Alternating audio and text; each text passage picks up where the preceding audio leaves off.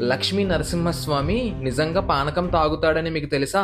అవును, నిజంగా తాగుతాడు. అలాగే తాగినప్పుడు గుట్టకల సౌండ్ కూడా వస్తాయి. ఈ గుడి వెనకాల ఉన్న కథ మీకు తెలుసా? పూర్వం ఒక జమీందారు నిజంగా దేవుడు పానకం తాగుతాడా అని తెలుసుకోవడం కోసం తెరిచి ఉన్న నోట్లో తన చేతిని పెట్టాడు. విపరీతంగా నొప్పి రావడం వల్ల తన చేతిని బయటికి తీయగానే ఎముకలు మాత్రమే మిగిలాయి. తన చేయి పోయిందని బాధపడకుండా తన చెయ్య స్వామివారు ప్రసాదంగా తీసుకున్నందుకు ఆనందపడ్డాడని ఆ ఊరిలో చెప్పుకుంటారు. ఇక్కడ కొండ మీద వెలిసిన నరసింహస్వామికి పానకం అంటే ఎంతో ప్రీతి. ఇక్కడ అర్చకులు స్వామివారికి బిందులు బిందులు పానకం పోస్తున్నప్పుడు మనకి గుటకలు వేస్తున్న శబ్దాలు స్పష్టంగా వినిపిస్తాయి. ఇక్కడ అసలైన విచిత్రం ఏమిటంటే ఇక్కడ మనం ఎంత పానకం పోసినా నరసింహస్వామి సగమే తాగి మిగిలిన సగం భక్తుల కోసం వదులుతాడు. స్వామి సత్యయుగంలో అమృతాన్ని, త్రేతాయుగంలో నెయ్యిని, ద్వాపర యుగంలో పాలుని, అలాగే ఈ కలియుగంలో పానకాన్ని తాగుతాడు. సాధారణంగా ఎక్కడ తీపి ఉంటే అక్కడ చీమలు చేరతాయి.